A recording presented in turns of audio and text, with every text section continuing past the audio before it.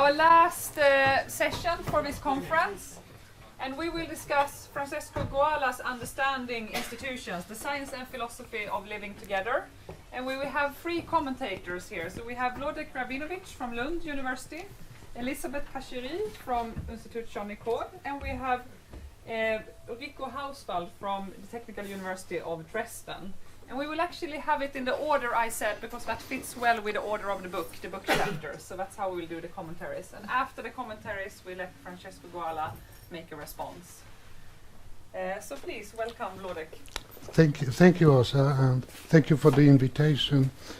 And I'm pleased that I'm the first speaker, because I haven't read the whole book, so unfortunately, so I read the first chapters, and my comments will be mainly requests for clarifications, and probably when you read further later chapters, those things will be clear. I hope you hear me. I am sort of automatized now. Okay, so that's Francesco's presentation of the nature of institutions. Let's start with a quote. So Francesco defines institutions as rules that people are motivated to follow, or as he very often puts it, as rules in equilibrium. So he writes, by combining the rules account with the equilibrium account, we obtain a unified theory that I call the rules in equilibrium approach to the study of institutions. Rules by themselves lack the power to influence behavior, but together with the right system of incentives and beliefs, they can influence the behavior of large groups of individuals. Institutions, in a nutshell, are rules that people are motivated to follow. So this characterization of the nature of institutions is a bit strange, perhaps because I don't understand it quite well. Let's take an example. So that's one example of an institution, a society's morality. A society's morality is a set of rules, so far so good. But are these rules the ones that people are motivated to follow? Aren't they instead rules that people believe that one ought to follow? And typically, the rules people are motivated to follow are much less stringent than the moral rules. So an example is, think of a prisoner's dilemma. I guess that typically moral rules in prisoner's dilemma prescribe cooperation, but people are motivated to defect. So behavioral rules in prisoner's dilemma, those that people are motivated to follow, are not the moral rules. So the moral rules then don't seem to be rules in equilibrium. If we all acted in accordance with moral rules, this wouldn't be an equilibrium solution. So perhaps Francesco would say that a society's morality is not the set of moral rules, but the set of rules regulating what to believe one ought to do. Not the rules to the fact of what one ought to do, but the rules regulating our beliefs about what one ought to do. It is the set of rules regulating our acceptance of moral rules. So it's an example when it's not really clear how it works. Here's another example.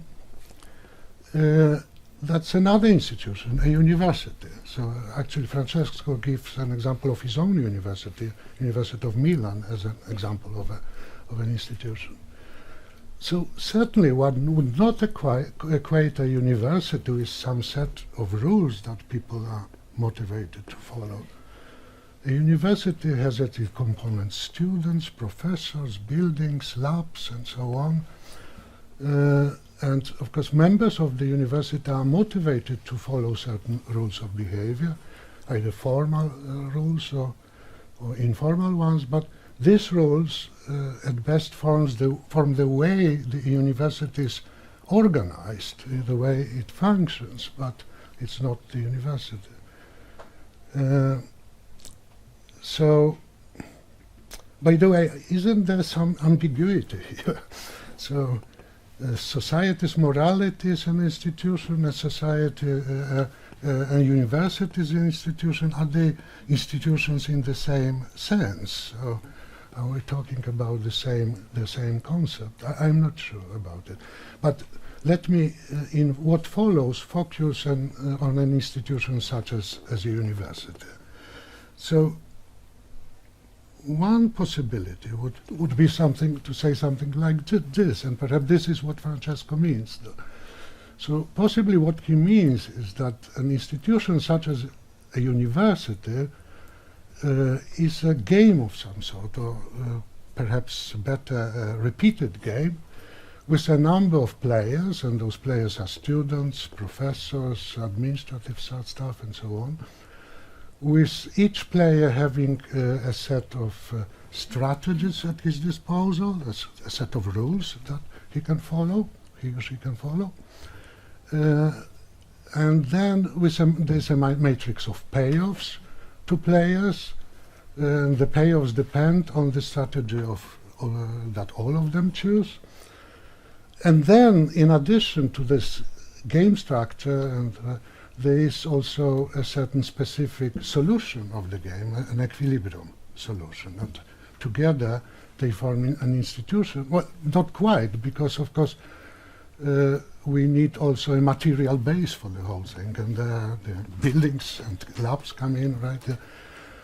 And the solution is in equilibrium, at least for stable institutions, because, well, in unstable ones, the strategies need not be in equilibrium. Also, I take it that an important component of an institution consists in beliefs of the players about each other and about each other's beliefs, and beliefs that support this equilibrium solution. So if I am right, the identification of an institution with rules in equilibrium is really quite misleading. It's a sort of pars pro toto. It only picks out one aspect of an institution, a very important aspect, but just one aspect. And I think that actually the sketch was a bit too simplistic, that this university as an institution is much more complicated than that. So a university doesn't seem to be describable as one game, even as one repeated game, but rather as a collection of many different games which may have different structure and may involve different players. And actually some of these games are played not within the university, but between the members of the university and non-members. So think of the relations between the university and the society at large, or relation between members of the university and other researchers at other universities. There are lots of games that are being played, lots of interactions. And all this, one needs to bring in the temporal aspect to the whole thing. So institutions change over time. There are different games that are being played. The structure of the game changes, right? So the nature of an institution such as a university, I think, is highly complex. And this complexity is hidden behind this shorthand characterization as rules in equilibrium. Okay. Let me now move to the next issue. The interactions that characterize an institution are typically coordination games. That means games with several Nash equilibria. And this confronts the player with the problem of coordinating the strategies, right? Reaching an equilibrium solution. So what is a Nash equilibrium? Just a reminder, you know, of course.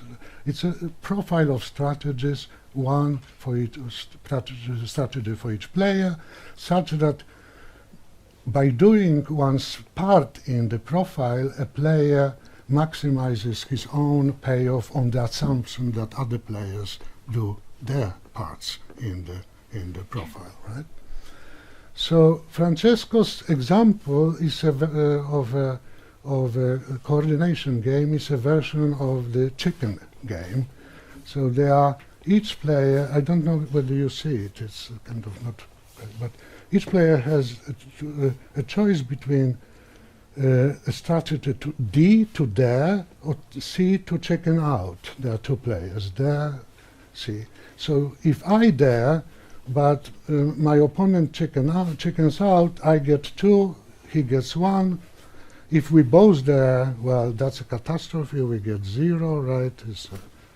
Right? But if we both chicken out, well, we get 1 each. And if I chicken out, well, and he dares, then it's 1, 2. So in this case, there are 2 Nash equilibria here, those, right? DC, this one, and CD, right? And they have asymmetric payoffs, right? So DC gives more to row, CD gives more to column, right? And there's also a symmetric Nash equilibrium in this case in mixed strategies, so strategies that consist in lotteries over those pure strategies. And this mixed equilibrium is the case where each player plays a lottery between daring and chicken out, 50-50, right? Yeah, so then the expected payoff of each player in this mixed Nash is 1, right? Okay. Well, in view of this multiplicity of Nash equilibria, the players face the problem of coordination. It's not given what strategy I should play, as long as it's not given what strategy my opponent is going to play. And there's also another problem, exemplified by Francesco's example. Pure Nash equilibria are asymmetric. They favor one player at the expense of the other player, while the mixed equilibrium offers each player rather poor expected payoff of 1, which is not higher than what the player would be guaranteed by just chickening out. He would get 1 as well, right? So can the players do any better? Well, indeed they can, in the presence of a correlation device. So Francesco at some point calls it a choreographer, this kind of device. So we look again at this game. Suppose that there is a device that specifies who is to dare and who is to chicken out, specifies who is to do what, right? So the device prescribes either DC or CD, right? And with some probability. So let's say probability P for one profile and probability 1 minus P for the other. And suppose that P is just 1/2, right? Then the device may simply be a toss of a fair coin. So if heads, it prescribes DC. If fails, then if tails, then CD is prescribed. The players then choose to follow. If the players choose to follow the device's instruction, each player's expected payoff is, well, 1/2 of 2 if he is the guy who to dare, plus 1/2 of 1, so it's 1.5, 1.5. This is better than 1, which is the expected payoff to each player if they played mixed Nash, right? Furthermore, assuming that the other player is expected to follow the instructions of the device, it is in the interest of each player to do likewise. There's none of the players has a reason to defect from the instruction of the device, right? To switch to another strategy. So this is an example of what game theorists call a correlated equilibrium, an equilibrium which is based on such a correlation device. And well, a real-life example of this would be, let's think of the game of traffic lights. Well, if I come to a crossing, well, if green, then I drive. If red, then I stop. So the traffic lights function as this kind of correlation device, right? Well, the payoffs in this traffic light games are not quite the same. It's also a chicken game, but not quite with the same payoffs. But the structure is very similar. So Francesco's suggestion is that institutions involve correlated equilibria. In an institution, the players do what they are instructed to do by some correlation device. Thus, they follow conditional rules, so kind of like this Rose rule. If heads, I dare. If tails, I chicken out. Or Columns rule. If heads, I chicken out. If tails, I dare. In this particular case, the correlation device is impartial. It gives the same expected payoff to each player. But impartiality and fairness is not a general feature of institutions. They are also unjust, unfair institutions. So the correlation device on which an institution is based might very well favor some players at the expense of other players.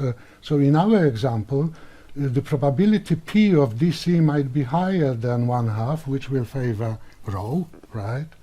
Or lower, which will favor column, right? Indeed, probability P might be 1, and in this case the correlation device will be bound to prescribe DC, or this probability for P might be 0, where the correlation device will be bound to prescribe CD, right? So even pure Nash equilibria of the game are its possible correlated equilibria. The class of correlated equilibria is much, much larger than the class of Nash equilibria, of pure Nash equilibria. Also, in our example, each player knows that both players have been both players have been instructed to do. So they have been instructed to do, let's say, DC. Both players know that. So the actual set of instructions, one for each player, is a public event in this case. But this need not always be the case. Some correlated equilibria might involve private signals. So that means that each player is instructed to do something, but he might not know what other players have been instructed to do. So he gets a private signal. Still, the assumption is that each player knows the probabilities with which the correlation device issues different sets of instructions. So the probability distribution over those sets of instructions is known to all players. So each such set of instructions is a profile of strategies, one strategy for each player, which means that the probability distribution of a strategy profiles that might be prescribed by the correlation device is known by all players. Now, this probability distribution of a strategy profiles is a correlated equilibrium if and only if, given that this probability distribution is known by all the players, it holds for each player P and for each strategy S that might be prescribed by the device, that if S is prescribed to P, then it maximizes the expected payoff of P on the assumption that all players choose the strategy that they have been prescribed. Okay, so that's a kind of rough definition of what correlated equilibrium is in general. Well, I have an example here of a case where it's actually pays to go to private, an equilibrium based on private signals. The payoffs in a certain kind of chicken game get a much higher payoff if signals are private, and as a matter of fact, in this case, they can also end up in both cooperating, right? In both chickening out, which is not possible given public signaling, though, right?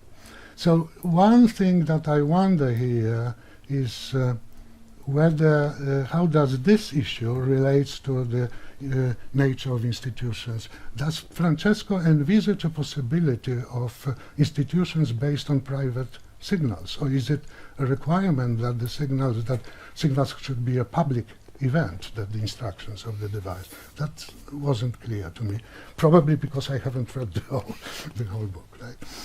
Okay, so thus now the introduction of correlated equilibria makes the coordination problem easier. Well, as far as I can tell, the answer is no. In a way, it makes it difficult, much more difficult, since, as we have seen, the class of correlated equilibria of a given game is much larger than the class of Nash equilibria, right? Indeed, it includes the class of pure Nash equilibria as its proper subset, and all probability mixtures of Nash equilibria, correlated equilibria, and there are other correlated equilibria. So it's a kind of a very large class, right? And so there is a problem here of multiple solutions, and of course Francesco recognizes this problem, and he suggests that the choice of a particular correlated equilibrium, at least to some extent, is a matter of psychology, customs, historical precedents of what is salient and the like, right? But then one wonders why this move to begin with beyond Nash equilibria to correlated equilibria is made to begin with, because the same answer could be with Nash equilibria. So what's the point of this move, though? Well, indeed, as Francesco recognizes, correlated equilibria of a given game G are themselves Nash equilibria of an augmented game G star. It is a game in which the set of a player's strategy has been extended, augmented by conditional strategies of the form if heads I dare, if tails I chicken out, right? Depending on what the correlation device tells me, right? So Francesco also recognizes that players might have a choice between different correlation devices in the environment, right? They might regulate their action by one device or by another device instead. So there will normally be many viable correlation devices, and it's crucial that that for coordination that all players regulate their behavior on the same correlation device, not on different devices. So here is the same game as we looked at, but now with augmented. So this is game G star with those conditional strategies. If heads, then I dare. If tails, that I chicken out. But let's assume that there are two correlation devices though present. One is a toss of a fair coin, and the other is a dice throw. So one device instructs you, row, go for there if heads, chicken out if tails. The other device instructs, well, there if odd number on the dice row, chicken out if even number. And the instructions for the other guy, for column, are the opposite ones. So now we have original Nash equilibria here, 2, 1, 1, 2, but we have those new Nash equilibria, assuming that we coordinate on the same correlation device, 1.5 and 1.5 for each player, or on this other correlations, well, we coordinate on the other device, right?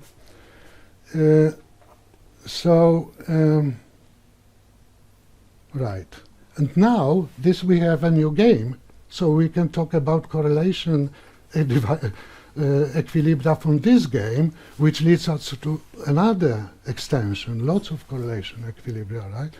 And those correlated equilibria become Nash equilibria in augmented games G double star, and we just go up and up, right? Yes. So what's going on here? Well, I suppose there are 2 points to the move beyond Nash to correlated equilibria. So one point is that it makes room for solutions that are satisfactory for all participants in the institutions. We have seen that with this sort of correlation device in the case of chicken game. But this cannot be the central reason, because as we have seen, Francesco recognizes the existence of unfair institutions with asymmetric payouts, right?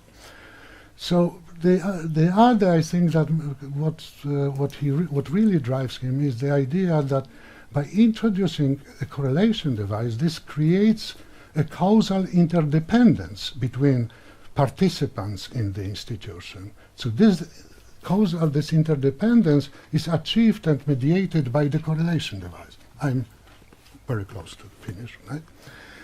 And so my guess is that Francesco might mean that such a causal interdependence is actually one of the defining features of the institution, of an institution.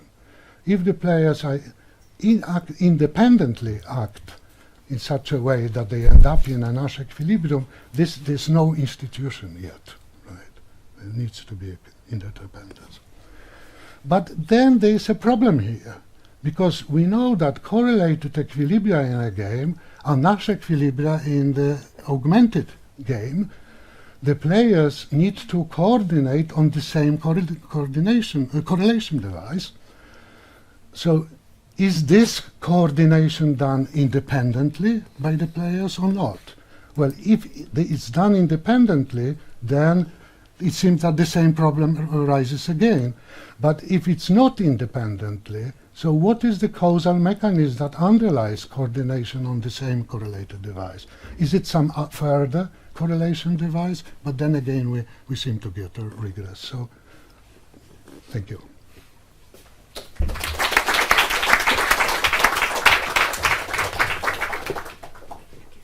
Right.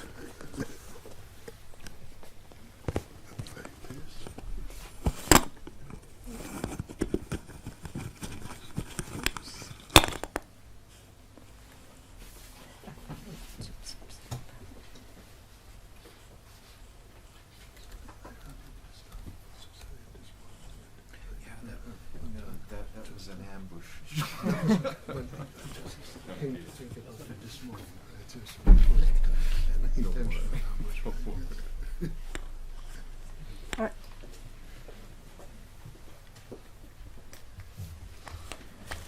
So I think Wlodek prepared the way for me.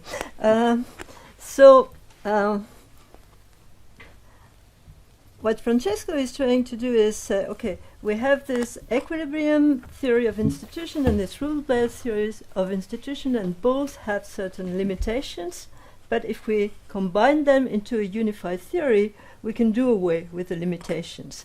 So if you try to conceive of institutions simply as systems of rules, you will fail to explain, or you don't have the means to explain, why some rules are effective, people follow the rules, and other rules are not. If you conceive of institutions as equilibria, you end up with too permissive a theory, because not all equilibria are institutions. Mutual defection, as Wlodek was mentioning, is an equilibrium, but it's not a prime example of cooperation.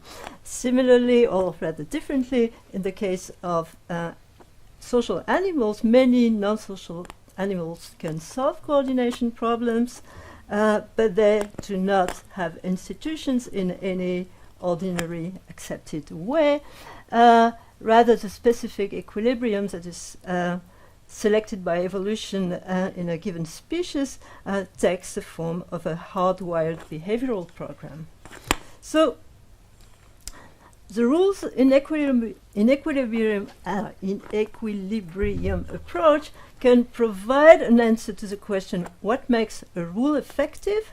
A rule is effective to the extent that the strategies it dictates correspond to an equilibrium which no one has an incentive to deviate from. And by insisting that equilibria be represented by means of rules, that is, using symbolic markers, and be represented by the agents concerned, the theory can identify what is special about equilibria that qualify as institution, and is in a position to explain the flexibility, the versatility, and the creativity of human institutions. But all this comes at a price, since in contrast to other social species, our coordination strategies are not hardwired. In game with multiple equilibria, different players may select different equilibria, the point you were raising. So whether we select a particular equilibrium depends on what equilibrium we think the other player will select, which in turn depends on what he thinks you will select, and so on and so forth. Similarly, if you take the approach from the rule angle, different people may operate with different rules. So whether we follow a certain rules, sorry, okay, that's my air, I guess.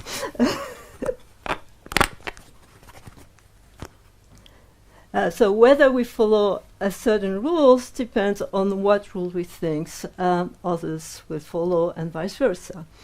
So the equilibrium theory and the rule-based theory are both confronted with this difficulty, and the rules in equilibrium theory inherits the difficulty. Now it's the glasses. Is that better? Right. So this difficulty, Francesco is well aware of it. He calls it the problem of mind reading for coordination, and as he puts it, in theory, the players should form a complex set of interlocking beliefs in a coordination game. If I expect you to choose X, then I must believe that you expect me to choose X, but then I must believe, and so on and so forth. So we end up with something which has this kind of structure, which corresponds to what David Lewis calls common beliefs, or what he initially called common knowledge, but then went on later to call common beliefs. So beliefs with such a structure conceptually form an open-ended hierarchy of nested beliefs, but of course in practice no one is supposed to represent all these belief in their mind. So a belief counts as a common belief, and if this hierarchy could in principle be derived from what the players actually believe. So the question is, how can such common beliefs be arrived at? Francesco has some sympathy with the general spirit of David Lewis' own solutions, but he sees some problems with it. So Lewis' solutions in very condensed has to do with this idea. An event E is a basis for a common belief that P, if first condition, the event is public, so a publicity condition, and second, the event indicates that P, so the indication condition. So for instance, a thunderclap is a public event and indicates that rain is approaching, and is therefore a basis for the common belief that it will shortly rain. Or to take the case of social coordination or coordination problems, a variety of public events, including behavioral regularities, public statements, signals, or the salience of certain outcomes, makes a profile of strategy salient and provides a basis for the common beliefs needed for coordination. So this is the spirit. So what Francesco agrees that Lewis' solutions works in many cases, but he sees a number of limitations with his conditions. First, the condition of publicity for the event appears to be too strong. There are institutions that provide perfectly robust coordination devices, and yet do not seem to be grounded on any publicly observable event. And here I think he joins with Ken Binmore on this point. Second, the notion of indication is not as straightforward as it may first seem. the relation of indication must involve some kind of inductive inference, and thus for indication to work, the agents must be symmetric reasoners. They must have the same background information and apply the same inference procedures in order to take E to indicate P. So we are left with two issues. How can common beliefs be grounded in the absence of public events? And second issue, how can we be assured that the symmetric reasoning condition necessary to ground the relation of indication actually holds? These two issues together constitute what Francesco calls the grounding problem for common beliefs. And he discusses in the central chapters of his book, 7 and 8, two approaches to this problem, where the solution thinking approach and the team reasoning approach. And he says that although both approaches have a number of similarities, there are still certain important differences between them. What I want to argue here, my point, my minor criticism, is that actually I think that the two solutions are even more similar than Francesco claims. So let's start with the first approach, which is a simulationist approach, and Francesco proposes that so a simulation approach to mind reading may constitute a problem to a solution to the grounding problem. Specifically, it suggests that Adam Morton's account of mind reading in coordination games may do the trick. So what Morton proposes is that when two individuals have a goal in common, they use a procedure he calls solution thinking to predict each other's actions and interpret each other's beliefs. In a nutshell, each agent asks what is the best or most obvious solution to the problem, and if there is a clear answer, the same reasoning is attributed to the other player by default. So on Francesco's reconstruction, solution thinking from the point of view of the individual can thus be seen as involving 4 steps. First, S is from the point of view of the player the obvious solution to the coordination problem. Second, a little bit of simulation. You, the other player, also think that S is the obvious solution to the coordination problem. To achieve S, I must do X and you must do Y. Second bit of simulation, you also think that I must do X and you must do Y, so I do X and you do Y. So solution thinking, according to Francesco, solves the 2 halves of the grounding problem. Since I use my own reasoning processes to simulate your reasoning, there's a guaranteed symmetry of the reasoning, because the reasoning is actually exactly the same. So the problem of grounding the indication relation is solved, or actually does not even arise. Second, simulation need not involve public events. If a solution is obvious to me, I will take it that it is also obvious to you, since I take it that you're just like me. But the salience of the solution for me, and by simulation for you, need not be based on a public event. So Francesco then considers a second approach that has a number of similarities with solution thinking, namely team reasoning. So team reasoning is this extension of standard game theory that was developed by Michael Bacharach, Bob Sugden, and Natalie Gold, among others. The key move in the team reasoning approach consists in replacing the question, what should I do, asked separately by each of the players, by the question, with the question, what should we do? And so, as Bacharach puts it, somebody team reasons if she works hard the best possible feasible combination of actions for all the members of her team, then does her part in it. So, in team reasoning then, the team itself is considered an agent, and the first step in the reasoning consists in determining what is the best action from the point of view of that team agent. Once this is done, the second step in the reasoning involves working out the distributions of the action components among the agents, so as here. So, as Francesco points out, there are strong similarities between solution thinking and team reasoning. In particular, both approaches rely on simulation. In the one case, I simulate the other player. In the other case, I simulate some team player. And second, both approaches also work backwards. First, you identify a solution, and then you derive the component actions of the different players. However, Francesco sees two main differences between team reasoning and solution thinking. Solution thinking, he says, has an advantage over team reasoning in that it is more general.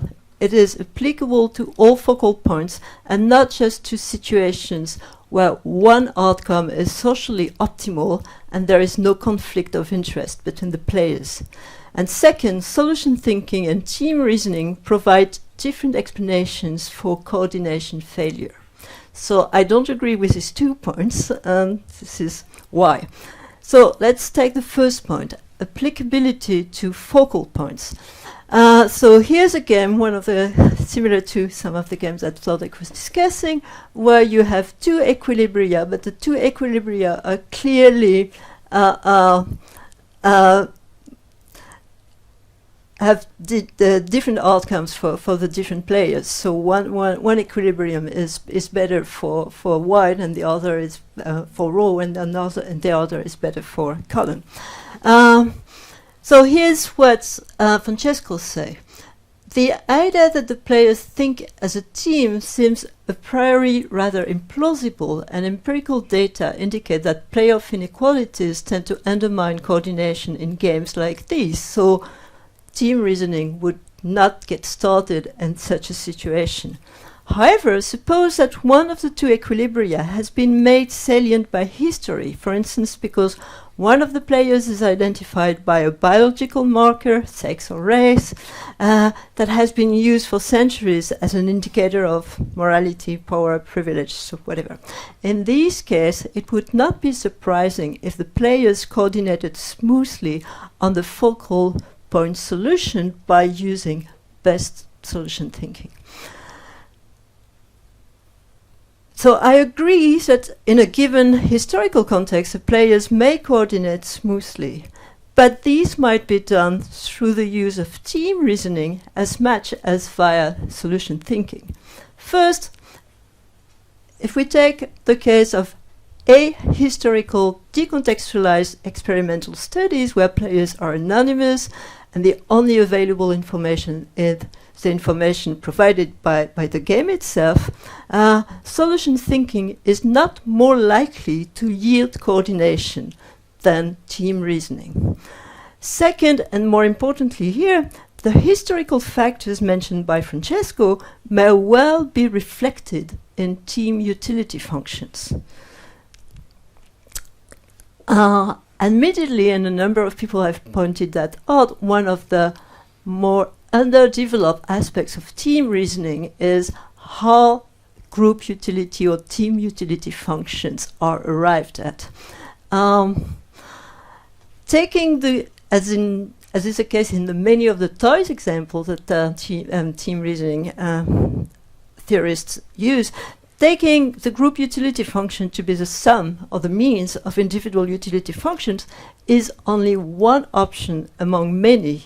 And as Pacherie himself acknowledges, and as Raoul Hackley and Carlo Miller and Raimo Turmella emphasized in a paper published in 2010, a group preferences and utility function need not even reduce to the individual preference utility functions of the group members. So, for instance, Raoul and his co-authors propose that these group utility functions are based on the goals, values, norms, standards, beliefs, and practices of the group, what Raimo calls the group ethos. So if a group has strong patriarchal values, this is likely to be reflected in the group utility function. Thus, in a highly asymmetrical coordination game, the option that gives men the better deal may be ranked the highest, may be the obvious one, also from the point of view of the team. So we don't have really an asymmetry here if we have historical events on both sides. Second, coordination failure. The second main difference between solution thinking and team reasoning, according to Francesco, is that they provide different explanations of coordination failures. On the solution thinking approach, coordination may fail, and here I'm quoting Francesco, because I cannot be confident that the others see the same obvious solution I do. Simulation failure. On the team reasoning approach, it may fail because there is no fusion of egos in the collective agent. At the same time, though, Francesco claims that simulation solves the problem of coordination by, I quote again, merging, so to speak, the two minds. So I'm probably missing something, but I must say the distinction between a merging of minds and a fusion of egos is too subtle for me. I don't get it. So, rather, it seems to me that the relation between I-mode solution thinking and the we-mode team reasoning presents some interesting parallels with the relation between regulative rules and constitutive rules as analyzed by Francesco and Frank and Hendricks. They claim that constitutive rules can be derived from regulative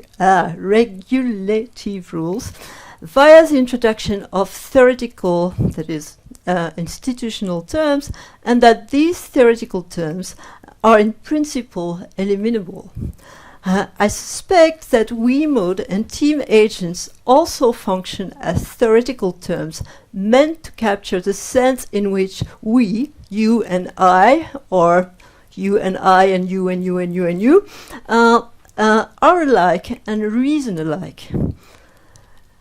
Francesco also emphasizes that the fact that theoretical terms are eliminable doesn't mean that they should be eliminated. On the contrary, he says, the introduction of theoretical terms has an important pragmatic function. It promotes economy of thought and language, bundling together a set of regulative rules that we use to coordinate behavior in a set of related game. And here again, the parallel appears to hold. We-mode terms, group ethos, group preferences and attitudes, group utility functions, team agents, and so on and so forth, may in principle be eliminable,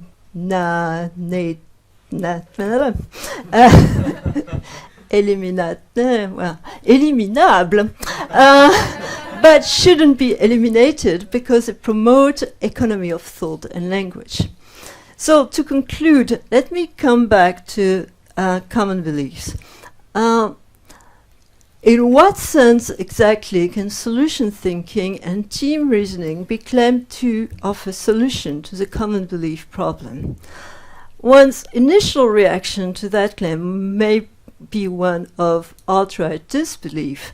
It may strike one as obvious that the purported solutions rest on unjustified assumptions and involve a regress. So on the solution thinking approach, the culprit would be the tacit assumption that the players are alike. On the team reasoning approach, the culprit would be the assumption that they form a team. As Francesco notes, however, these solutions should not be seen as theoretical solutions to the common belief problem, but rather as practical solutions. They're practical solutions in the sense that more often than not, they work. So, I want to see how far we can push Francesco in this direction. So, would Francesco be willing to go one step further and claim that actually the only solutions to the common belief problem are practical solutions?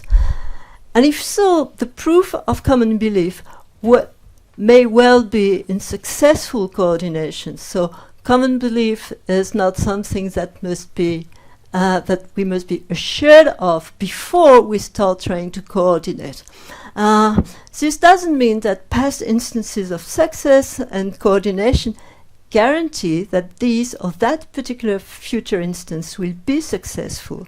However, our track record of successes and failures may nevertheless be a reliable guide and tell us when engaging in simulation or team reasoning is likely to help us. So common beliefs and coordinations in this practical approach would then be mutually scaffolding and progress in concert rather than one being a precondition for the other. That's it.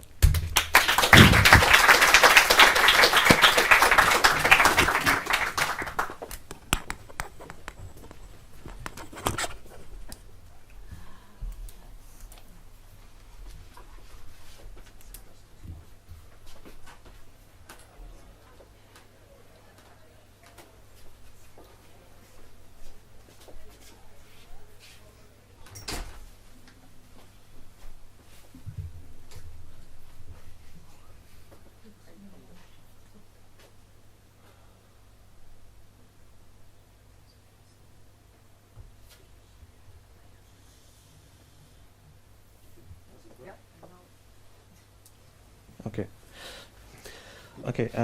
First, let me say that there are many things in the book that I like, but I focus on those few aspects that I did not find entirely convincing in order to give a hopefully more interesting commentary.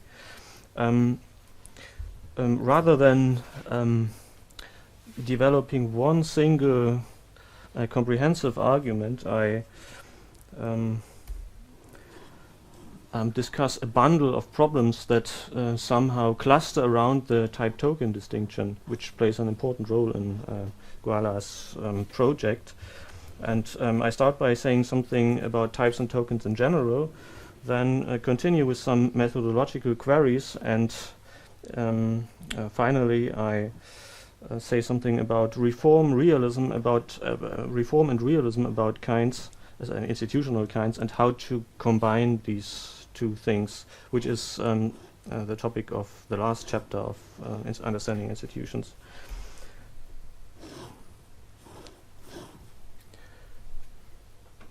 Okay, let's start with types and tokens.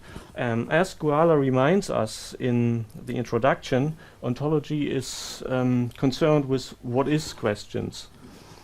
I suppose that not every what is question, or not every answer to such a question, is an ontological one. For example, if the question is what is Fido, and the answer is Fido is a dog, this does not sound to me as a particularly ontological question, but answer. But if the answer is Fido is maybe a material being, this would sound to me as an ontological answer.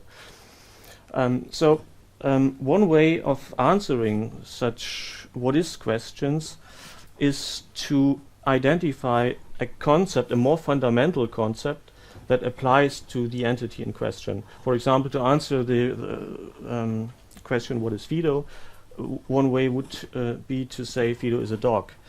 And then we could continue questioning and ask what is a dog. A dog is a mammal. Mammals are vertebrates. Vertebrates are animals, and so on.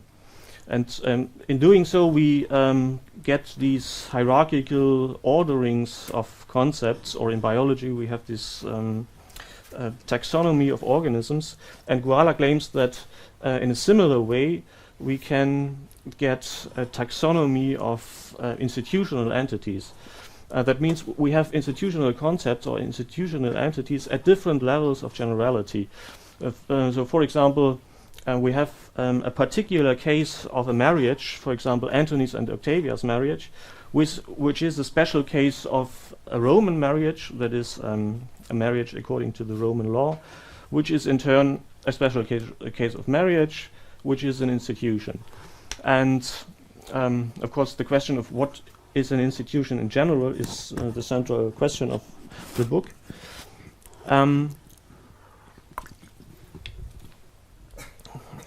Anyway, if we look at the entities at these different levels, we encounter on the one hand tokens and on the other hand types. This is something that Guala highlights. So in the philosophy of biology, a popular theory is that species are individuals. So Fido is a particular entity. It is a token. That means tokens are situated in space and time, whereas types are not situated in space and time. And that Fido is a token is not quite controversial. That species are individuals or tokens is a little bit more controversial, but it is the most popular theory today in the philosophy of biology. And even more controversial is the question of whether higher taxa are types or tokens. And Guala claims that they are types, but I'm not quite convinced. I think, and there are indeed some or not few philosophers of biology who claim that higher taxa are tokens as well. And I think there are good reasons for this, because adherents of the species as individuals thesis consider species to be tokens or individuals because they evolved in time. There is one point in time where a species comes into existence, and there is another point in time where it ceases to exist. But the same holds true for something like mammals.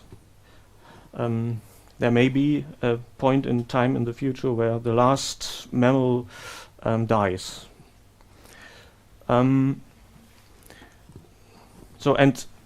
Depending on whether we consider such a concept at a more fundamental level as a type or a token, the relation between, for example, Fido and this higher order concept is different. For example, if the relation between Fido and dog is not the instantiation relation. Between the instantiation relation holds between types and tokens, or maybe types and other types, but not between tokens and tokens. So if dog is a token as well as Fido, the relation between them must be the part of relation. So and now, of course, this need not concern us very much, but the interesting part for us is the left-hand side. Guala claims that quite similarly, in the case of our institutional concepts at different levels of generality, we also encounter tokens as well as types. So, for example, Antony's and Octavia's marriage is a token because it came into existence when they married, and it ceased to exist when one of them died. And also the same holds true for Roman marriage. But Guala claims that marriage is not a token, but a type. And this is something that I did not found entirely convincing. Because on the one hand, there are good reasons to consider marriage as a type. But on the other hand, there are also reasons to consider it as a token. But I will come back to these reasons in the last part of my commentary. Then another problem is how to determine whether something is a token or a type. I agree that tokens are situated in space and time, while types are not. But I guess this is this works fine as a definitional criterion. But I'm not so convinced that it is also a useful epistemic criterion. That is, that we can use it in order to determine whether something given is a type or token. And in the written version of my commentary, I have provided an alternative, which I call sufficiency of similarity criterion, but I skipped this in order to save time and come to more interesting parts. And let's have again a look at these hierarchical lists of concepts.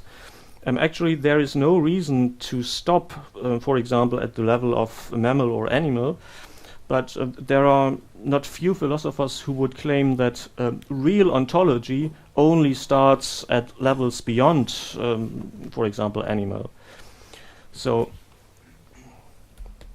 here's again an illustration of the idea that ontologically answering a what is question is somehow locating that entity within a greater system of ontological categories. So, of course, there are different proposals as to how we should construct ontological systems of categories, but this is one that I found relatively plausible. So entities divide into individuals and universals, individuals into concrete and abstract, and so on. And to say what Fido is to locate it somewhere, somehow in this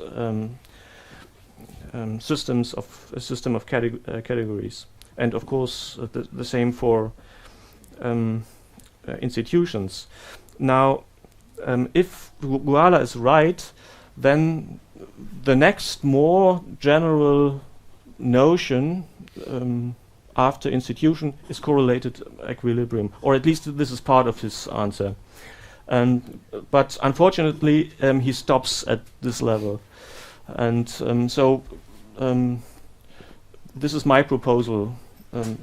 Equilibria are states, and states are occurrence. Occurrence are concrete individuals, and concrete individuals are individuals. So I'm not sure whether he would agree with me that this is a plausible extension, but to me it seems plausible. But now one problem that I see here is that, as I said, this is only part of his answer. He also says that institutions are rules. And this is a quote, "Our institutions rules or equilibria," and the answer is both. An institution may be considered as an equilibrium or as a rule, depending on the perspective that one takes. But then I see the following problem. If we consider institutions or an institution to be a rule, our hierarchical system is different. There is, okay, this is supposed to be on the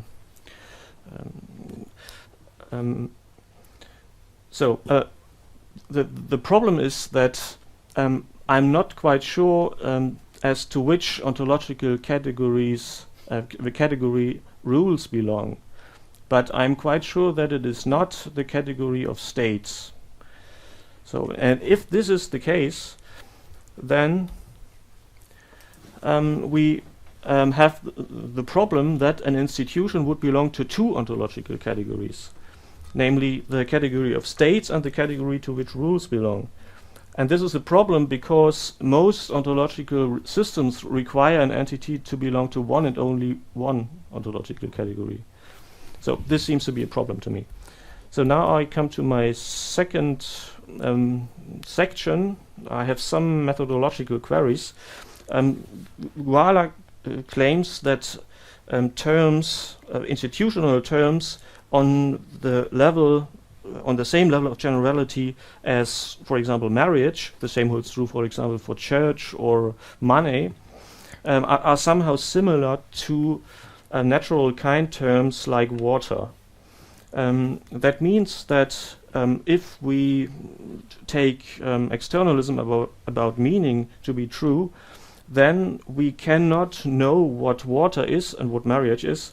We cannot determine the meaning of the term water or marriage a priori, but we need to do empirical investigations, or if we do not make these investigations ourselves, we must defer to either chemists in the case of water or social scientists in the case of marriage. And what they tell us is that water is H2O, and according to Guala, social scientists tell us that marriage, the term marriage, refers to a functional cluster, that is a cluster of problems, of function solutions to these problems, including problems of procreation, education, economic cooperation, mutual emotional and affective support, and so on. So the idea is that in order for something to be a marriage, it needs to exhibit or to fulfill sufficiently many of these functions. It need not fulfill all of them. That's why it's a cluster concept, but it needs to fulfill sufficiently many of them. So far so good. My question would be, what about institution terms on lower and higher levels of generality? For example, what about terms like Antony's and Octavia's marriage, or terms like Roman marriage? So as we have seen, these are supposed to be tokens, but if this is the case, then the linguistic terms that refer to these entities cannot be kind terms.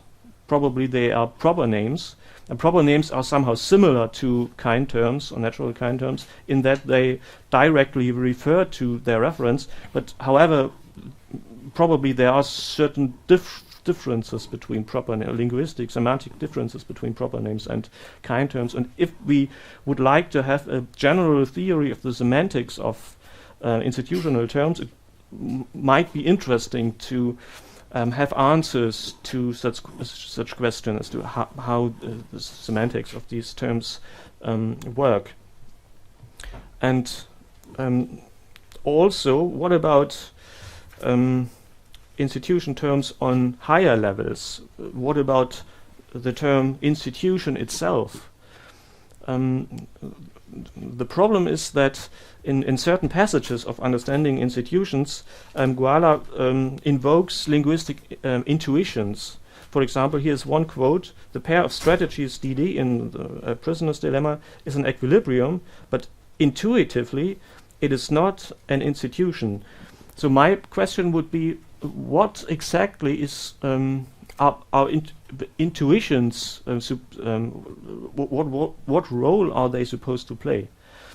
Because if the meaning of a term is supposed to be determined purely in a externalist manner, then intuitions should play no role at all. But in the case of a term like institutions, they are supposed to play a role. So how is the division of labor between empirical scientists on the one hand and philosophers or whoever is an expert on linguistic intuitions, how we should conceive of this division of labor? So my last section concerns the last chapter in Understanding Institutions, and the topic is reform realism and how to conceive of, or how to reconcile these two things. So the question with which Guala is concerned in chapter 14 is, how is it possible to be a reformist and a realist about social institutions at the same time? So one could ask, why is there a problem at all? Because reformism about something requires that entity to be changeable, and realism about something requires that entity to be real, but the changeability of X is not incompatible with its reality. So almost everything that surrounds us and we ourselves, we are real, and nevertheless we are changing all the time. I am not the same that I was in 10 years ago or so. So, and even with respect to kinds, there does not seem to be a big theoretical problem in reconciling realism and the changeability. I have tried to show that this is the case, or I have in this paper here I have tried to provide a general model of how to conceive of changing kinds, and I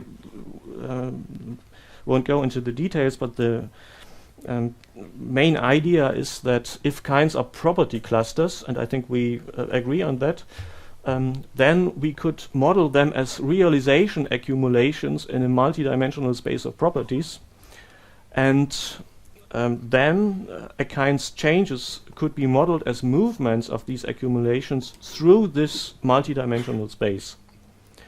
An example would be evolving biological species.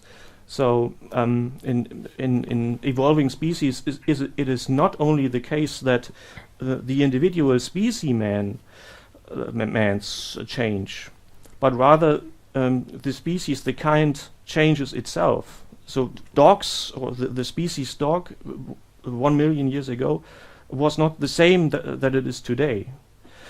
So again, the problem is the question is, where is the problem? Because we have seen that reconciling reformism and realism is not difficult in general, and not in the particular case of real kinds. And I think, or this is my diagnosis, Guala gets a problem because he considers kinds, at least institution kinds, at least at some levels of generality, namely the level of generality at which marriage or church or money, or these terms appear. He conceives them of as abstract ahistorical types, and as such they do not appear to be changeable. Only concrete entities, that is tokens, are changeable. So in order for something to change, it must be situated in time. So eternal or ahistorical entities cannot change. So that's why Guala has a problem. But he also has a solution.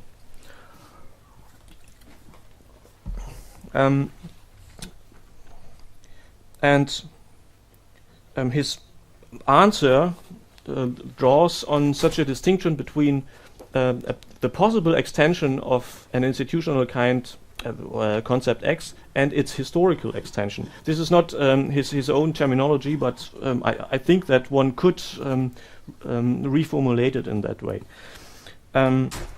So Guala's answer draws on the fact that not all possible instances of a type need to be instantiated at a given time. Marriage may have been restricted to heterosexual couples for a long period of time. However, this does not exclude the possibility that the concept marriage may apply to homosexual couples as well. So this is his example, what to think about gay marriage. To exclude the possibility that the concept marriage may apply to homosexual couples as well, to homosexual couples, would be as fallacious as concluding that uranium has only isotopes ranging from 217 to 38. Even if uranium-239 had never been realized, theoretical physics would tell us that it is a possible instantiation of uranium. And similarly, we need a theory of institutions, and presumably a special theory of marriage, to tell us which marriages can exist. So I have two worries in this context. One potential complication is that heterosexual marriage could be interpreted as a kind in a similar sense in that marriage can be. So this problem has something to do with what some call Quay problem, and others call it, this is David's terminology. Wiggins calls the same problem problem of underdetermination of meaning by dx's. The problem is that an ostensive reference to a sample of instances of a certain kind, like the baptism that is invoked in some versions of semantic externalism, may be insufficient to precisely determine the meaning of a linguistic term, because it is possible that the objects of the sample are instances of more than one kind at once. For example, a sample of tigers instantiates the kind tiger, but it also instantiates the kind mammal, vertebrate, predator, and so on. As a consequence, if tigers are the only predators that are known to the members of a given linguistic community up to a certain point in time, and if they use the word tiger to refer to them, there is no fact of the matter as to whether or not they should apply the term to other predators as well when they later happen to encounter such animals. They have to make a decision. Similarly, an introduction of the term marriage by reference to a sample of exclusively heterosexual couples is underdetermined, in that it is unclear to which kind it refers, the kind heterosexual marriage or the kind marriage. While homosexual couples may be instances of the latter kind, they are not no instance of the former. So a potential opponent of Guala could insist that the meaning of the term marriage is not already fixed. It is open-textured, to use an expression of Friedrich Weismann. Whether homosexual couples should be included in its extension is a matter of stipulation and convention, and this is exactly what Guala wanted to avoid. So one way he could respond is to say that heterosexual marriage does not correspond to a genuine or real kind, but I think this move would be difficult if he wants to rely on promiscuous theories of real kinds, such as Dupre's or Boyd's, because on their accounts it could well be that heterosexual marriage counts as a real kind. So this was my first worry, and I think I do not have time to discuss my second one. Okay, thank you. Thank you.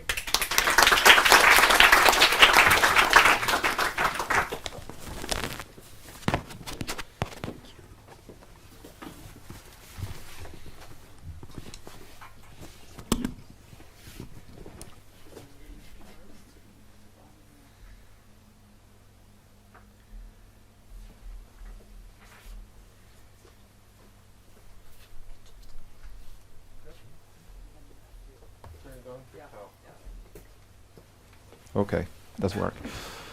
Okay, well, first of all, thank you, thank you for reading and paying attention to this book. I'm really grateful, and I'm grateful also for the comments.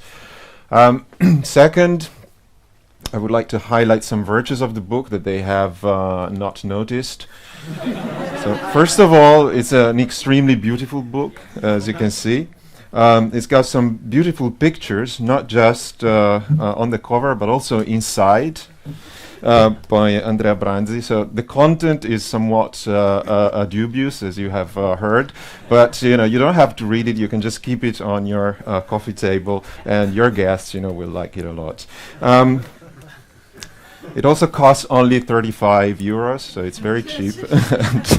And if you buy 2 copies, you're going to get a free copy of The Construction of Social Reality, because nobody's going to buy that in the future. Okay, sorry, seriously now, just kidding. Okay, yeah, so this is the content of the book, and actually the comments are nicely divided into Wlodek's comments on part 1 and Elisabeth's comments on the middle part, which is the interlude, which has to do more with the cognitive basis of institutions and coordination.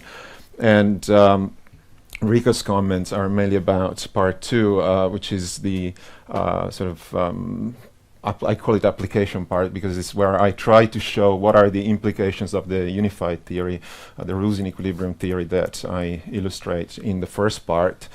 And it is also the part that deals with realism and meaning and so on.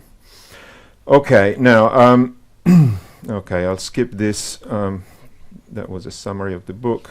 Okay.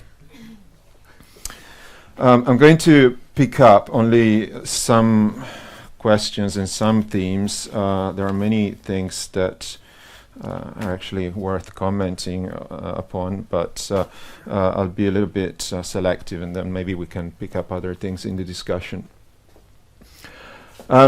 Okay, one of the main points of Wlodek's comments is that the rules in equilibrium definition of institution is misleading and partial, and that there are parts of institutions, and in particular he focuses on token institutions that are completely overlooked and missed by the definitions. And in particular he focuses on what he calls the material base of an institution. So the fact, for example, that the University of Lund includes not just rules but also professors and students, buildings, laboratories, and things like that. Now, in the book, I think I acknowledge that the material basis is an important part of the story of how rules work, and in what sense rules are what constitute the institution. So what I disagree about is that the material basis is actually an essential part of token institutions. And let me just give you a sketch of the reason why I think that it is not the case. Take, for example, one of the material bases of a university, that is professors. Okay. Now, we can give this to interpretation. I mean, there are professors in the sense like, there's Wlodek. Okay, so I will call them individuals. Okay, and if we interpret the material basis, or this particular part of the material basis, this way, then I think it is pretty clear that they're not essential to the identity of, say, the University of Lund, in the sense that, unfortunately, Wlodek, like all of us, is replaceable. And, if they replace me, the University of Milan is still the University of Milan, and if they replace Wlodek, it is still the University of Lund. Well, they have already retired. Okay. Stupid move, but so I don't think so. So it can't be interpreted that way. I mean, what we can say is that we should interpret at least this particular part of the material basis as the role of professor. Okay, so there is maybe a chair of philosophy at the University of Lund and so on. And I think in this sense it does make sense, but then it seems to me it is quite easy to argue that roles in this sense are actually reducible to rules, or to sets of rules, or to cluster of rules, in the sense that, for example, professors have duties and rights, and so have students, and so on and so forth. And I think you can tell the same story also about buildings and things like that. Now, on other issues that Wlodek was unhappy about, I actually do agree in the sense that, for example, he mentioned, well, the university is not just a game, it's many games. Yes, totally. And in fact, my definition of institution is that institutions are solutions to clusters of problems, or they are, clusters of equilibria of related games. The games may include non-members, and again, yes, as long as rules regulate the behavior of different people who are not necessarily, say, part of the university, but they interact with it, and the institution university has an effect also on their behavior. So I don't have a big problem with that. I have more of a problem with the idea that games may change over time. This is something that I must acknowledge, and for many reasons that Rico has actually pointed out in his commentary, this creates a large number of problems for my account. Maybe I'll say a little bit more about that later. Okay. What's the point of correlated equilibrium? That was the other main point of Wlodek's commentary.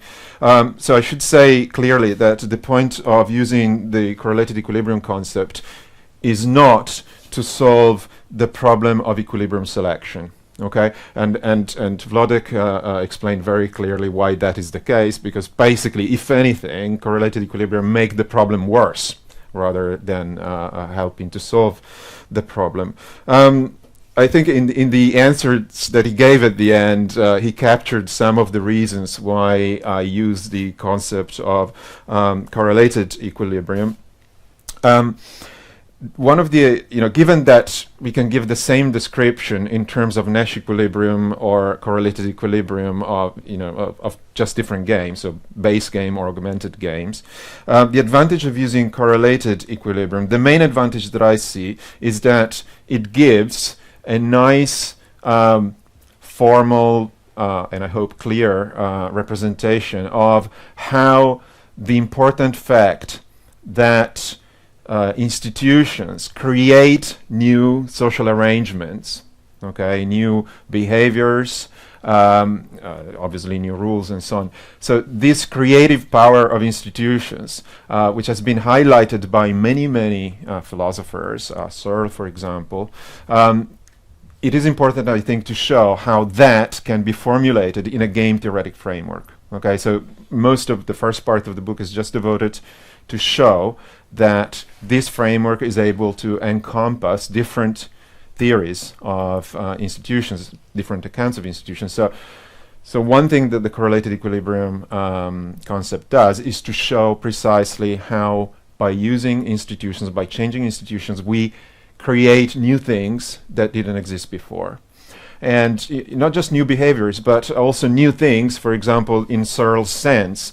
Following Searle, there has been a hell of a lot of work in social metaphysics that has focused on social objects or institutional objects, sometimes also social facts, institutional facts.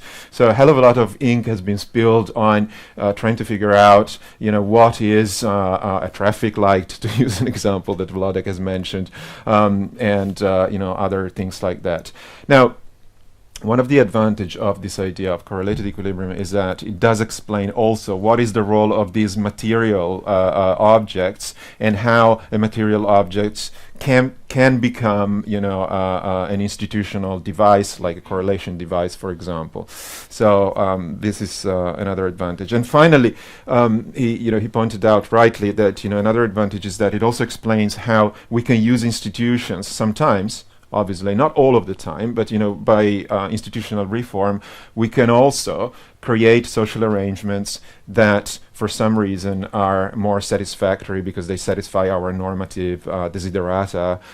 So we can create situations or social societies that are, for example, more moral or more just than other societies.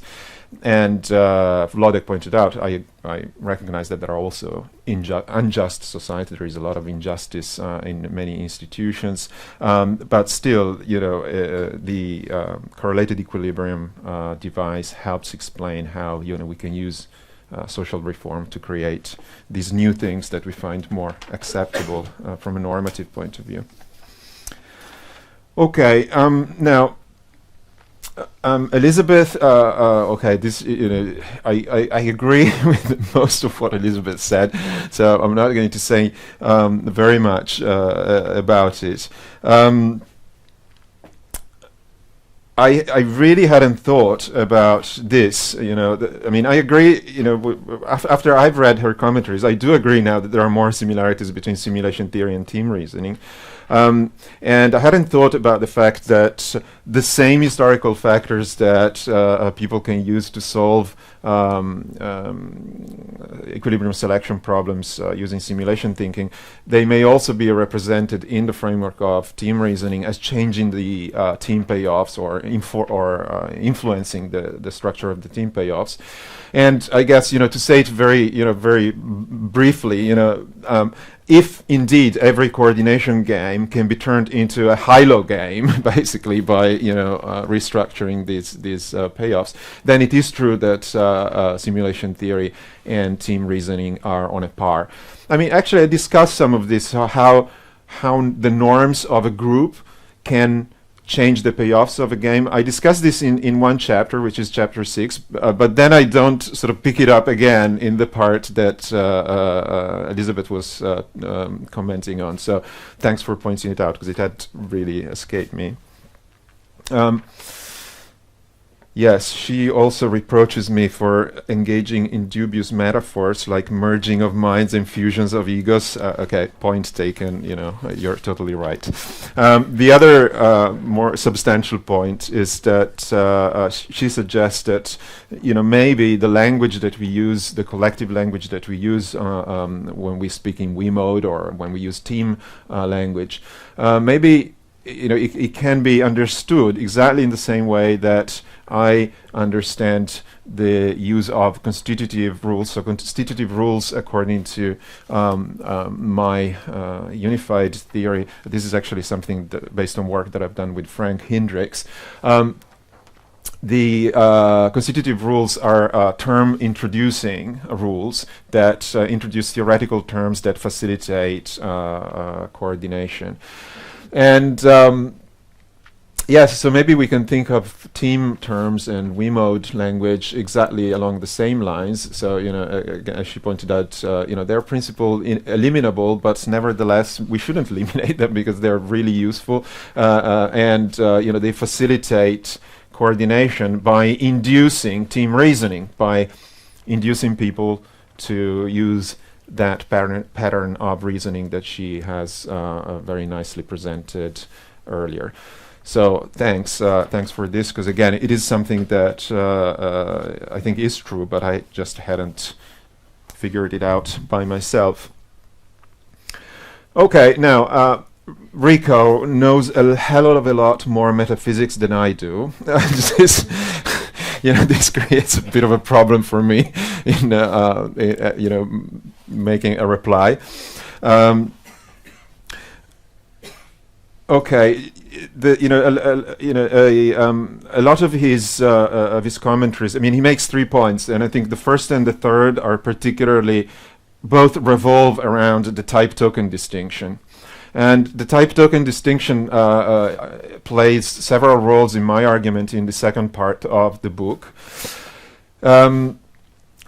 To be honest, what I really need for a lot of my arguments is just the idea that we can have different metaphysical levels, some kind of hierarchical structure, and that some of the problems that are debated in the social ontology literature can actually be solved simply by neatly distinguishing between these levels. So, one not very careful answer would be to say, well, maybe I can ignore some of the subtleties that he has pointed out, because what I need is just sort of a division of levels, but then exactly what is the distinction between token and type and the interpretation doesn't matter very much. I wish it were true. I don't think, unfortunately, it's true, and I think that sometimes he picks up some real issues. As I say here, a lot of these issues have to do with how Platonist I want to be.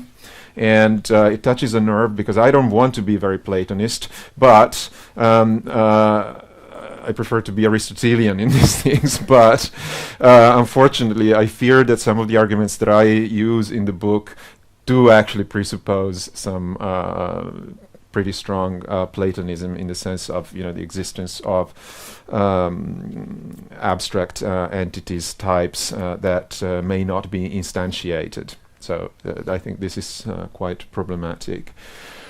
He makes a suggestion about how to make the token type distinction, which is based on similarity, but he didn't have the time to explain it. I actually think it's a good distinction, and I thank him for this. I need to think a little bit more about this, but thank you for it. Okay. The second comment that he makes has to do with some methodological issues, and in particular, I repeat ad nauseum in the book that I want to be as naturalist as possible, and then quite rightly says, hey, but here you appeal to intuition. Hey, here you appeal to intuition. So what are you doing here? So let me explain what I think I'm doing when I'm appealing to intuition. To me, the appeal to intuition, or to ordinary terms and ordinary language distinctions, is that they often, the way in which we talk about social objects in our ordinary language, they often distinguish real kinds and causal mechanisms. Okay, so I take it as a useful guide that gives us some prima facie evidence that there may be some actual substantial distinction between different things. So, for example, in the case of the issue, do animals have institutions? Okay, at a couple of points in the book, I say no. It's pretty intuitive that they don't. When we use expressions like, the queen bee, we are actually engaging in metaphors. Okay, but this is not supposed to be an ultimate argument that settles the question. On the contrary, to me, this is just an indication that there is probably some distinction that is based on a difference, for example, in causal mechanisms. How do bees coordinate and how do humans coordinate? So the task then is to give a story of how these two phenomena work, and this is a posteriori, so this is based on science. Okay, and our intuitions or our ordinary terms do not have ultimate authority. I mean, sometimes they can be fallible, and sometimes we find that in the end the distinction that we make in ordinary language is not scientifically justified. But it gives hunches and hypotheses that we can investigate scientifically. Bob Sugden also criticized Frank and I in a commentary to one of our papers on this point. So there's an answer in our reply to that in the Journal of Institutional Economics. Okay, changing kinds do not need to be problematic. This is the third point that Rico makes. I agree. I mean, actually, my argument is not that I make a mess out of this idea of changing kinds and the possibility of reforming institutions. I think others do. Sometimes they are philosophers. Sometimes there are people engaged in political debates that make confusions in these things. And what I actually try to do is to try to clarify these discussions and to show that they are indeed based on some confusions. Nonetheless, I do agree that there may be problems that my approach doesn't solve. And Rico, again, I think he makes a useful suggestion. Clearly he's sympathetic with the idea that we should see not just tokens, not just tokens, but also types as spatio-temporally located entities that can actually evolve through time. And he suggests, I think quite rightly, that if we understand institution types as clusters of solutions to coordination problems, what are the problems in the first place is probably based on something that can evolve over time. So, for example, take marriage. Okay, marriage solves a number of problems that have to do. We have seen it before. Economic cooperation between the partners, reproduction. I'm tired. Reproduction, the raising and education of children. And also, many more things, social and affective support, and things like that. So, if we have an open list, okay, this open list presumably is based on some more fundamental facts about human nature. For example, the facts that we like to engage in reproduction, and then we have these kids that we need to raise and socialize and feed and so forth. So these are things that are not sort of atemporal or ahistorical, and it is possible that tomorrow somebody is going to figure out another way to reproduce that doesn't involve necessarily a man and a woman. I think that will be the end for men, I think, because at that point, we will be completely go extinct. But anyway, no, more seriously. So if that is the case, it is possible, that the cluster of games and the cluster of problems changes over time. And at that point, he points out that, we might indeed, we may be better off with a theory of institutions that acknowledges that types are also spatiotemporally located and can change in time. True, and it's nice. It's nice, I like it, but it does create a problem because the arguments that I use in the book to argue against those traditionalists who claim that, for example, marriage cannot be changed as an institution because otherwise it will become a different institution. The arguments that I use, unfortunately, I fear, do presuppose unchanging ahistorical types. And so this creates a problem for me. There may be ways to get around this. I'm not going to go into the details, but I think in any case, the fact of the matter is that also, if there are changing types, there is always a problem, a kind of Theseus ship kind of problem, which is how do we define the boundaries of these, the identity criterion for these kinds, and this creates a problem that, to be honest, at the moment I don't know how to solve. Boyd, who is the great father of all the homeostatic cluster theories of kinds, actually gives a pragmatic answer. He says, look, there is no fact of the matter of where the boundaries of kinds are. There are facts of the matters about similarities between different entities, in my case between different token institutions, but similarity by itself does not provide objective boundaries for kinds, and the boundaries in fact are defined in large part on the basis not just of the similarity relationships that hold between entities, but also on the basis of the inferential practices and disciplinary matrices that we use to make scientific inferences, predictions, explanations about these entities. Maybe this is all that one should say, and this is a little bit worrisome because it is a concession that I would have preferred not to make. If it is inevitable, I think what matters for me is that in the end there is a way of showing that science is indeed able to capture objective degrees of similarities, and this would probably solve what in the book I call Caligula's problem, which is the problem of saying why couldn't Caligula not make his horse a priest or a member of Senate? Okay, this is something that it is really important for my argument against traditionalists on marriage to be able to prove that there are certain changes to institutions that can't be done, and others that are allowed. So if I can figure out a way to solve this, then I think my arguments still go through.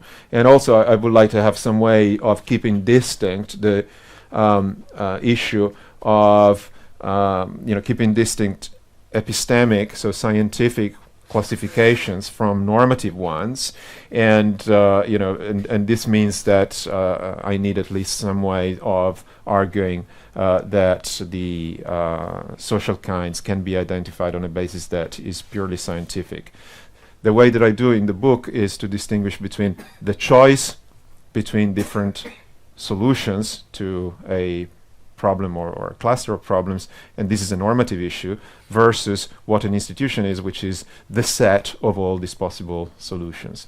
So as long as I can keep doing something like that, I don't think I have a huge problem.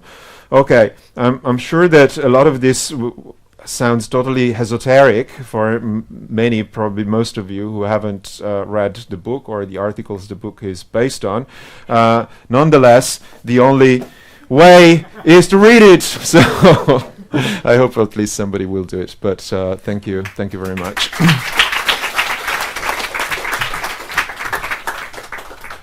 We have time for questions from the audience, and I will repeat Johan's point from before. So 1 point per person. I think there are many people who would like to ask as well. Please go ahead. Yeah, I would like to know something about the non-human animals. So at the moment you say there are no institutions in non-human animals, and I ask you, because you mentioned something like there could be post-hoc perspectives on the science gives you new information. What has to happen to convince you that there are Right. institutions in Yeah. animals. So the difference that I identify, which I think, as I said, sort of scientific a posteriori discovered fact, is that although there are animal species that are able to engage in pretty sophisticated coordination, the way in which they solve the coordination problem is different from the way in which some of the ways in which humans solve coordination problems. And the main difference is that equilibrium selection takes place on the basis of usually physiological mechanisms that are inherited. And this means, I see you shaking your head, this means that a single animal usually does not have a chance during its lifetime to change equilibria, so to create new social arrangements. With humans, what we have is the capacity to symbolically represent different equilibria by means of rules and other devices. So it is really, the trick is really this trick of symbolic representation, which is also able to create a huge variety of possible equilibria or possible solutions to coordination problems, that many of which we haven't even thought about yet, but that are possible. Okay, so this explains the huge flexibility of human social organization compared to the organization of animals. Now, if you were shaking your head because you were thinking of apes, okay, that is obviously, non-human apes, right? That is obviously the, what we don't know very much about yet. I mean, they don't seem to be very, very good at language. Some of them can learn something, but they don't seem to be very good. But it shouldn't worry us too much in the sense that obviously evolution implies that we should have a continuum to some extent, along the lines of cognitive sophistication. So it shouldn't worry us too much that there is some other species that comes close to what we can do without having the full package. In the back.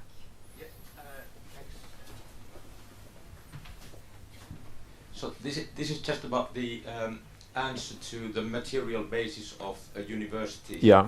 That you appeal to the something being essential to the identity of the institution, but then towards the end you also said that also these rules are changeable and so on. So it seems that something can be a part of something without being such that it can't change and good point. And I think that also the that there is a role holder is something that, the role holder cannot be reduced to rules, even though the role holder can change. So that I think that, I'd be more sympathetic to the idea that role holders are part of the university, even though they are, humans. Okay. Okay. Now, the role holders. I think part of the issue Wlodek pointed out is how do we represent these role holders? So they may be the players of the games, but sometimes there are something more. Sometimes they actually play other roles, like coordinating devices themselves, the choreographers. Okay, so maybe what I should think about is some distinction along these lines. To the extent that the role holders are, and their behavior is largely subject to rules and is largely explained by rules. Okay, I still think that sort of ontologically, I don't have a very good justification of this, but it seems to me intuitively that ontologically it is the rules that do most of the job in explaining the behavior of the role holders and also of other people that interact with them, rather than the role holder itself, which maybe then can be can be better represented as a player. Your first counterexample to my previous argument is very cunning. I'm totally not going to respond to that.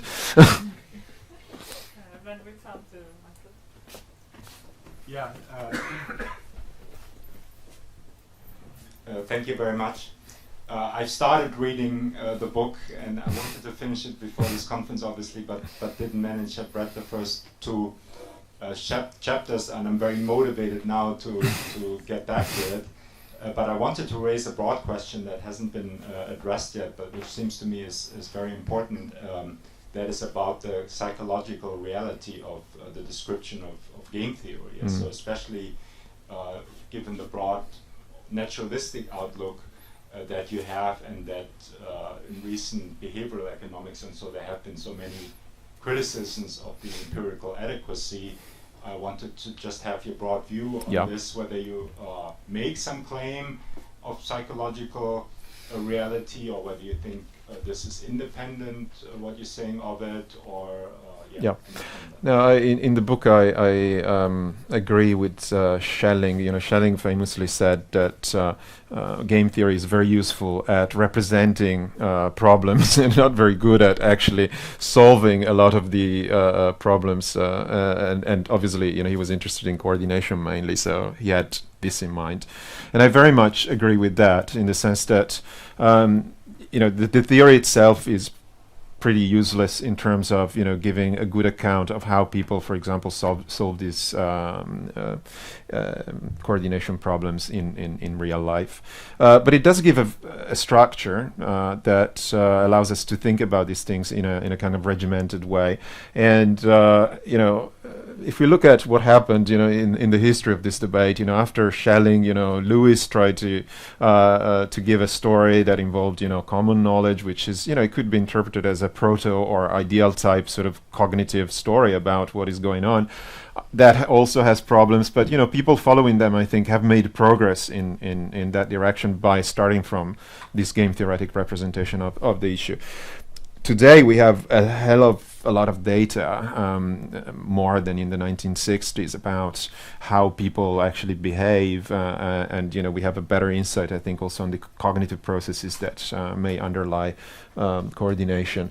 We haven't quite, you know, we didn't get there yet. I think, you know, we haven't got a final story about what happens, but what I try to do in the middle part of the book, I think chapters 7 and 8, is to try to build a plausible story based, for example, on simulation thinking that gives maybe, you know, a useful explanation of what is going on. So I think, you know, game theory only takes you that far, probably not very far. There's still a hell of a lot to do, but it's useful to represent the problems.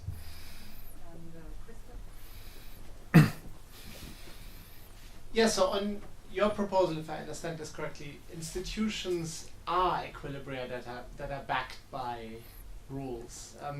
Now, one might suggest a subtly different definition that is in the vicinity of this proposal, namely, not that institutions are equilibria that are backed by rules, but that institutions give rise to equilibria that are backed by rules. So here the equilibria backed by rules would be manifestations of institutions, but the institutions are the sort of unobservable entities, or I mean not directly observable entities, that lie behind those manifestations.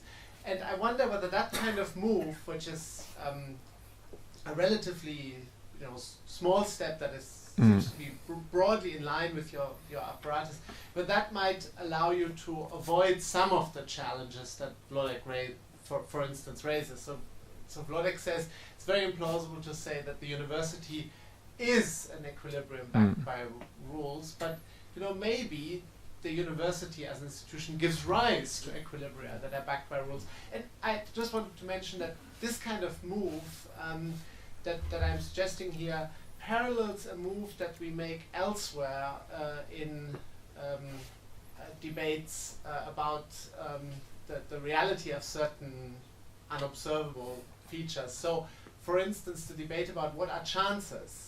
So some people say, well, chances are just limiting relative frequencies, and that gives rise to all sorts of problems. On the other hand, if we say chances give rise to limiting relative frequencies, so chances are the things that are behind those limiting relative frequencies in terms of which the chances manifest themselves, that seems to be potentially a more plausible account. Or similarly, if we say preferences are just behavioral regularities, that's sort of potentially a problematic form of behaviorism. But if we say preferences are what gives rise to certain behavioral regularities, that sounds a little bit more plausible for for realists. So hence my. No, thanks. I mean, I guess I would respond with another question, which is then what is the equivalent of a chance setup in the case of institutions? I mean, we still need to say something a little bit more precise about what it is, this thing that is behind, the equilibria. So I can understand, the appeal of this line of reasoning, but then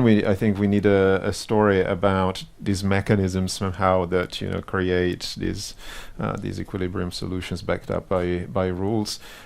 I don't know. I'll think about it. I mean, maybe you need it's a very complicated story, about these mechanisms. I don't know. Yeah, I need to think about it. But thanks. Yeah. Unless you have an answer, what is behind? What is the chance setup? Well, us. Yes. Can I ask a follow-up then? Maybe to make my earlier question a bit more concrete, I was wondering, so unfortunately you couldn't be here last night, I think, but we had a talk from Stephen Butterfield. He talks about cooperation and motor representation. And so one concern one have about game theory and similar approaches, that one thinks in these terms, it's a very intellectualized approach, and that coordination may have to do with a lot of just with attunement, alignment. We have a lot of research now how people coordinate at that level, at the sensory-motor and sensory-motor emotional level. So could you comment on that? Yeah. Maybe how your approach might relate? Yeah, that's right. Okay, and so I know that you're thinking about this in Milan. Yeah. In fact, with Corrado and others, it's right. So there is one part of your question which is right. Is perfect in the sense that I think one of the challenges for people who are interested in this field is for the next 10 years or 20 years is to try to give some kind of coherent, unified account of how coordination, if there exists one, of how coordination takes place at the so-called high cognitive level and the low cognitive level and in between, because the problem is that these two levels interact a lot of the time. Now, about game theory, it is very common for philosophers to identify game theory as a whole with a particular part of game theory. So, for a lot of game theorists, the essence of game theory is the search and the discussion of equilibrium solutions. And in principle, equilibrium solutions are described in such an abstract way. Take Nash Equilibrium, for example, that is completely independent of any story about how people, for example, find the equilibria. And that's why in game theory itself there are different branches. So there are, there's evolutionary game theory where people use models with agents that are very cognitively unsophisticated, very simple. And there are parts of game theory, like epistemic game theory, where, people, the agents have incredible cognitive capacities, okay? So, But this latter part of game theory is not the whole of game theory. And as I said before, what I find useful in game theory is the general framework that it gives to represent the problems, while acknowledging that the epistemic stories that are sometimes told are totally unrealistic. But this leaves open the challenge that we saw before. I mean, it doesn't give a good story, probably not even of cognitively sophisticated, high-level cognitively sophisticated coordination. So we don't even have a good story yet of that. And then there is the problem of figuring out how it is combined, or it can be combined with low-level sort of motor coordination and things like that.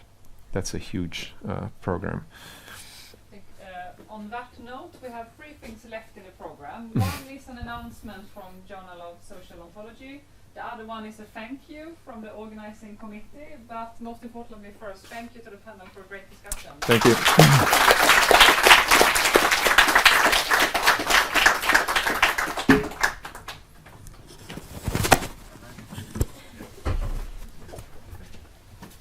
You don't need this, I suppose.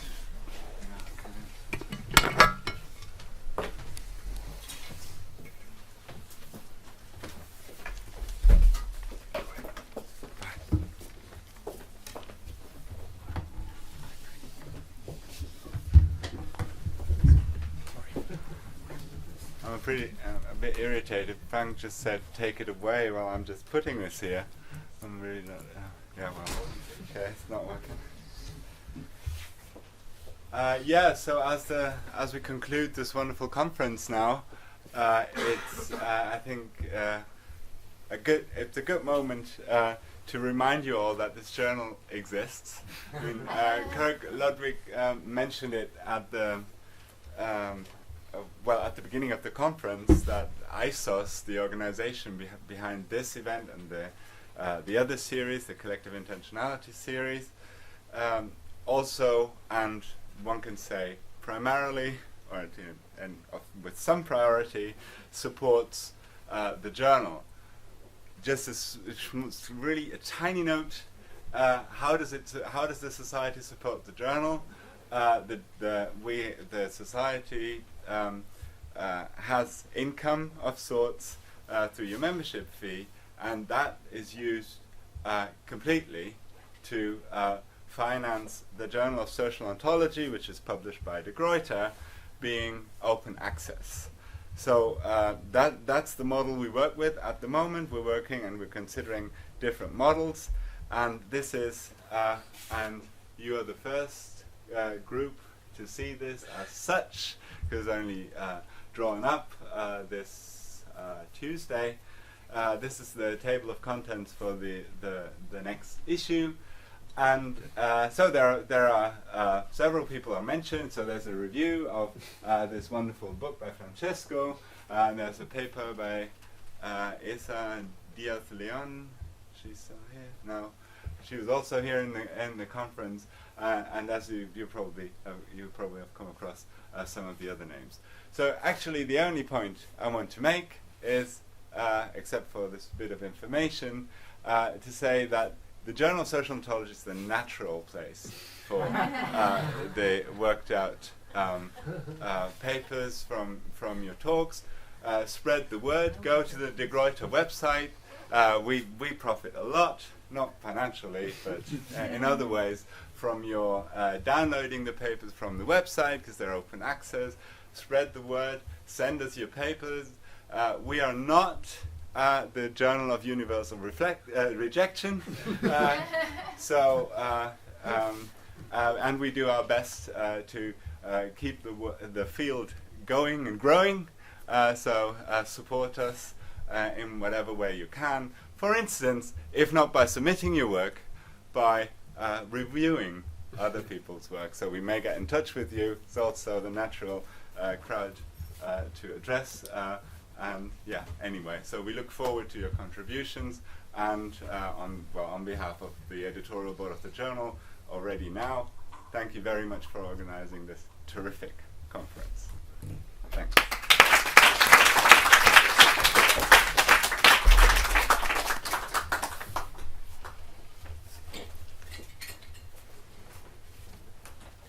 Okay, we are still on schedule. I won't destroy that record. I would just like to close the conference by thanking you all on behalf of the organizing committee. Thanks for all the great talks and discussions, of course, and especially for contributing to a very friendly and nice atmosphere here during these 3 days. We have nothing more planned. You have to organize your activities this evening yourselves. And I mean, given your expertise on coordination and cooperation, I'm sure you will find someone to do something nice together with tonight. Well, that's it.